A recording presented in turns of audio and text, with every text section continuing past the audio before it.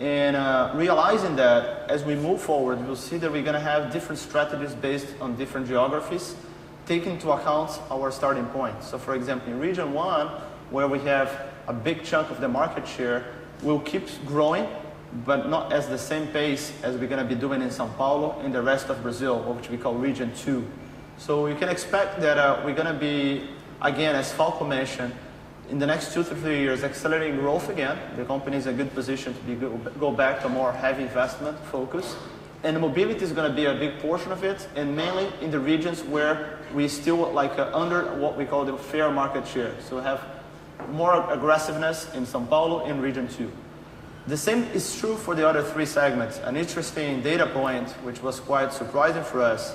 In a country like Brazil, the mix between prepaid and postpaid is typically 80%, 85% in prepaid and 15% in postpaid. And you would expect that more advanced devices like smartphones would be heavily concentrated in the postpaid segment, which typically have more money to spend. And actually, it's not really that. The distribution of smartphones is quite even across the whole pyramid. So that is a big opportunity again, always be very, very successful in penetrating prepaid. And we've been spending a lot of effort in how do we kind of replicate that in the data world. So big opportunity in the postpaid clients, but the whole smartphones and data is also a big opportunity for the prepaid segments. And you'll see a lot of news and developments on this arena in the coming 2011. And last but not least, mobile broadband. It's something which is, again, a key competitive advantage for us because we have a very widespread fixed broadband. And the way that we've been seeing mobile broadband as a way to complement we already see as the most widespread fixed broadband. We are able to bundle these 2 services together in the sense that if a fixed broadband client can have a mobility at a marginal price whenever it's needed. And that again, we do have some cost advantage so that we can translate back to our clients. Moving forward to the home. The home is a key battle for us, and as I mentioned, there's 3 key services. Our origin being an incumbent, of course, comes from the fixed telephony side, where we have a very, very large market share. But the reality is, this battle is going to be fought mainly in the 2 other axes. We see that what is driving customer preference is in this, let's say, triple play bundle, in this quadruple play bundle when we put mobile, it's mainly the TV and the broadband. And if we want to describe our high-level strategy in TV and broadband, we have to take a quick look in the social demographics of Brazil. And again, piggybacking on what Mr. Coutinho mentioned is, it's amazing how the C-class developed during the past 3 years and how much we expect for the C-class to develop moving forward. And you will see that in the top of the pyramid, you have the A and B classes, which although there's a big opportunity there, is an opportunity for either defend or to win back, and there is some marginal growth there. There is growth, of course, because it's not 100% penetrated, and I think we're going to get there, but it's a market where our play is going to be much more going to more sophisticated offers. As Falco mentioned, there is indeed an opportunity for fiber. We see the addressable fiber markets in the region 1 and 2 of Brazil at about 4 million homes. And we're going to go after this market the next 3 years, starting this year. So that's part of the strategy. We also, in these specific segments, we are in the speed game. So as part of the value proposition in fiber, high broadband speeds is part of the game, and that's part of the strategy as well. And on the other hand, in TV, it's about premium content, high definition, DVR, and we plan to start our IPTV offer in 2011 as regulation in Brazil changes. For those of you following Brazil, that used to be a roadblock, and now it's, as we speak, this is changing, and therefore a good opportunity for us. But if we see the bottom of the pyramids, that's where the real growth opportunities. These are 2 segments that, both for TV and for broadband, they are highly unpenetrated. And the case of TV is even more drastic. For many different reasons, pay TV in Brazil, it's been an underdeveloped segment. And we are very bullish about Oi's capabilities in penetrating these 2 segments.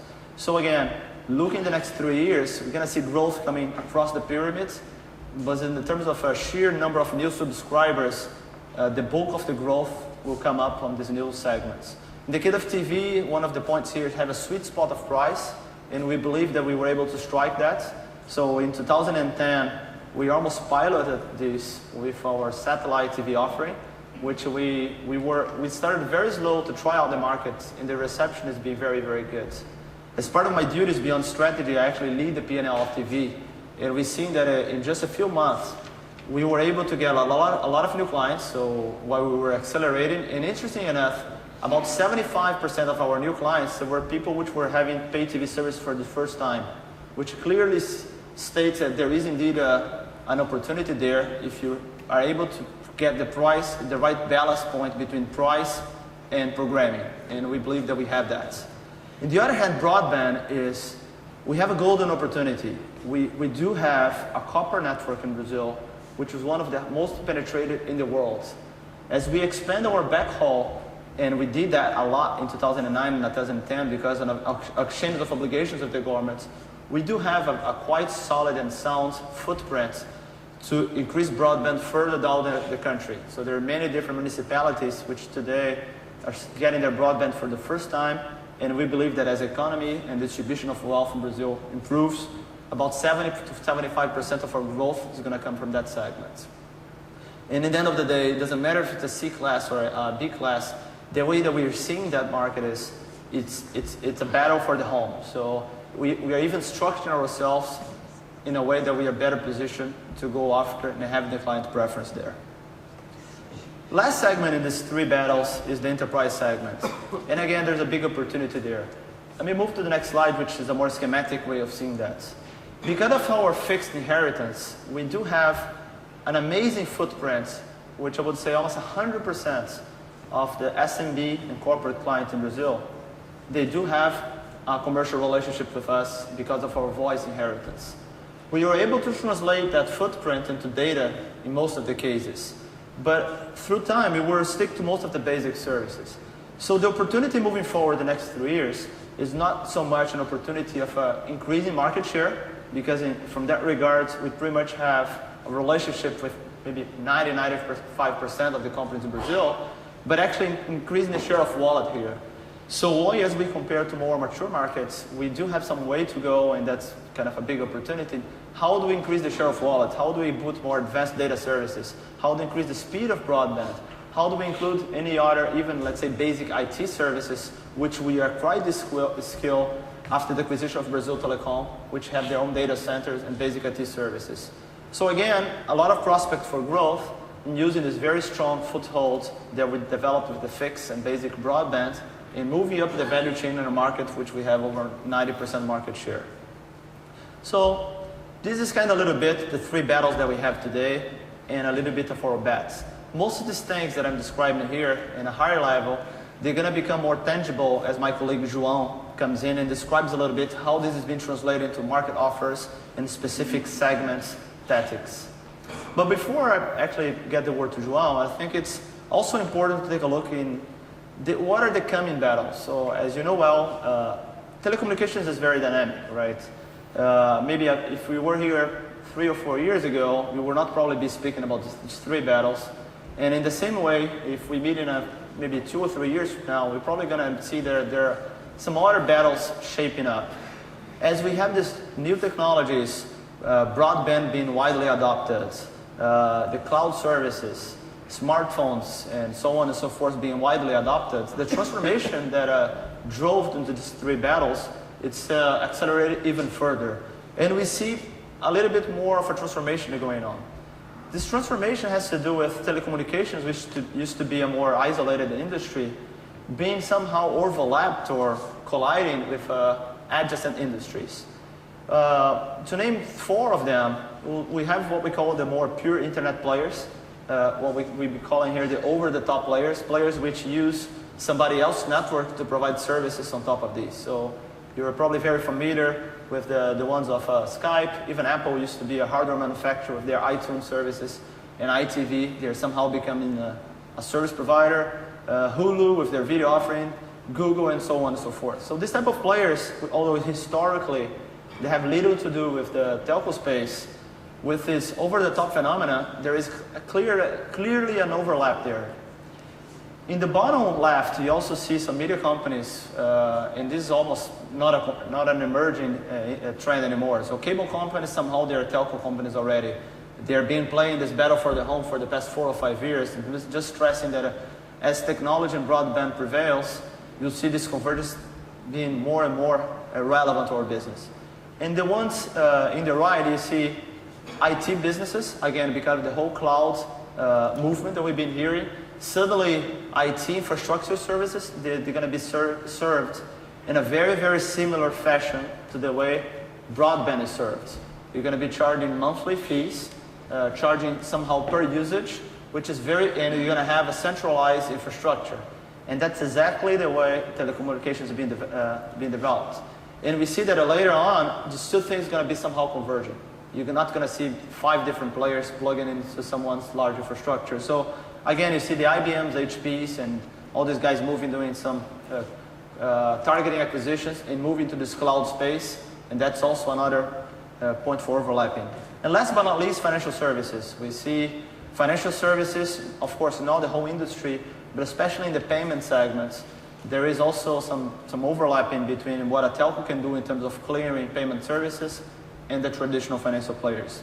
But the way that we decided to take a look in this, let's say, landscape is more as an opportunity than a threat. Of course, there's threats everywhere, but if you are proactive enough and you have a right timing and the right execution, we believe there is an opportunity for growth and again for driving customer preference. In each one of these 4 segments, we have our bets.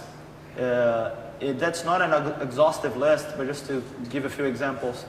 In the OTT, let's say, internet arena, we do have one of the leading portals in Brazil, which is our platform to explore into this new OTT, and these OTT services.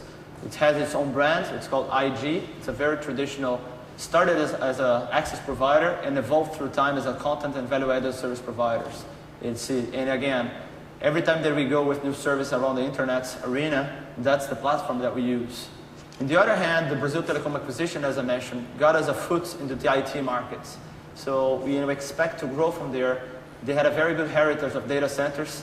They built some very interesting data centers, which now property of Oi, and we're expanding that, starting the corporate segment, and that's going to be the basis for our evolution to clouds. And as we see in the 2 bottom ones, we have Pago, which is a mobile payment company, which is the leader one in Brazil, and Oi TV, which is more and more now, it's not even a new business, it's part of the residential segments in this battle for the home. So just some quick figures before we wrap up. In each one of them, we were able to get our leadership position very, very fast. I'll point out the case of Pago. Pago is a company which was a wild bet, a very, let's say, it's a very emerging segment, so mobile payments, it's in infancy. Although we are very bullish about it, it's still in absolute terms small.